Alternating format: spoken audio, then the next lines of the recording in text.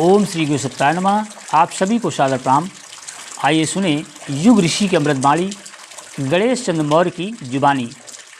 आज का विषय है कसौटी पर खरे उतरें। मित्रों, महाकाल का अनुग्रह किन पर उतरा, किनका प्रसुप्त अंतःकरण समय की पुकार सुनते ही तनकर खड़ा हो गया। युग देवता का वरदान किन पर बरसा। ऐसे सौभाग्यशालियों को ढूंढना हो तो उनकी जांच परख का एक ही मापदंड हो सकता है कि किसने युग धर्म पहचाना और उसे अपनाने के लिए किस स्तर का त्याग, बलिदान, शौर्य, पराक्रम चरितार्थ करके दिखाया। अर्धमृतकों से भरे जम समुदाय में भी कभी कभी कुछ ऐसे नररत्न निकल पड़ते हैं जो सिर कट जाने पर भी मात रुंड के हाथों लगी तलवार का जौहर दिखाने से बाज नहीं आते हैं।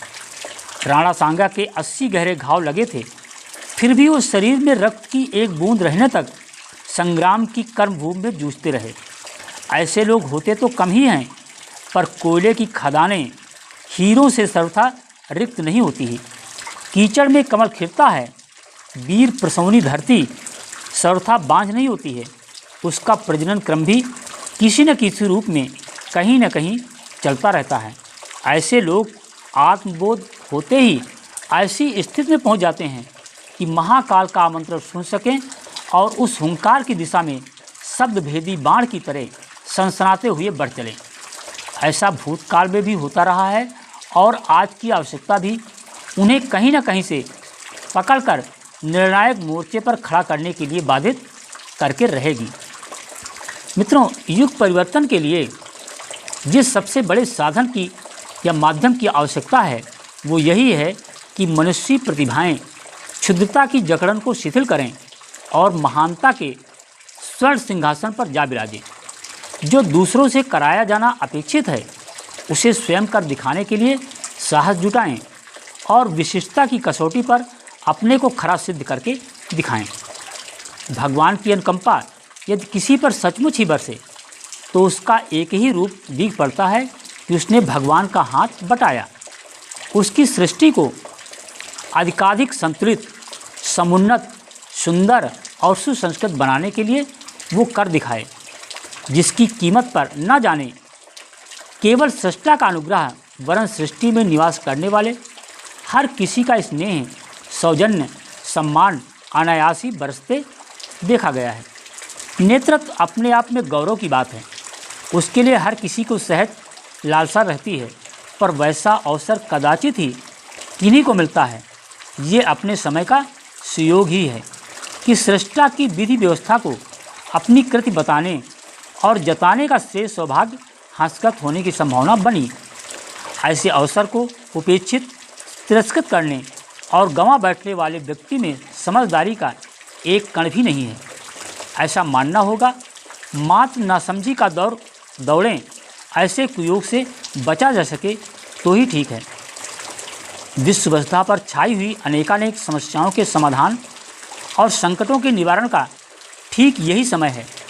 पौरुष और गौरव प्रकट करने के अवसर सदा नहीं होते हैं। जो समय की गरिमा को पहचानते और ठीक समय पर ठीक कदम उठाने की समझदारी का प्रदर्शन कर पाते हैं, उन्हीं को संतोष, उल्लास, आनंद और अभिनंदन का सुयोग मिलता है। जो चूक जाते हैं उनके लिए पश्चाताप के अतिरिक्त और कुछ शेष नहीं रहता।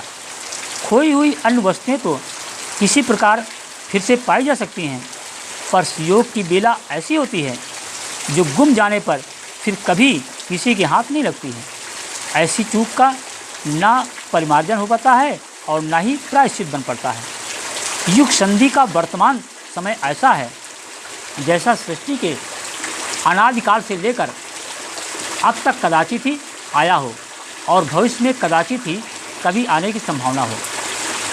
इसका कारण यह है कि भूतकाल में समस्याएं आती रही हैं और उनके समाधान भी निकलते रहे हैं, पर वे सभी सामयिक एवं क्षेत्रीय थे।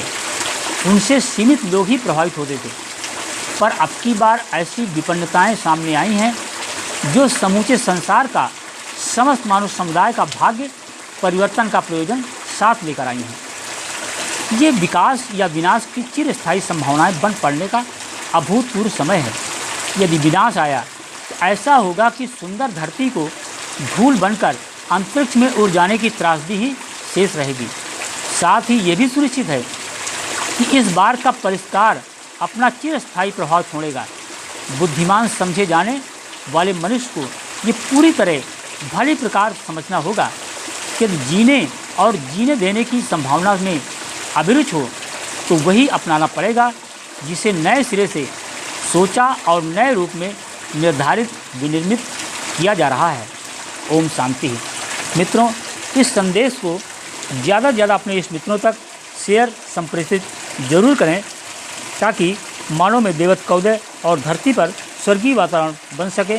इस पर मनन चिंतन करें और अपने आचरण में उतार कर मानव से महामानव का प्रयास करें। आप सभी को पुनः धन्यवाद।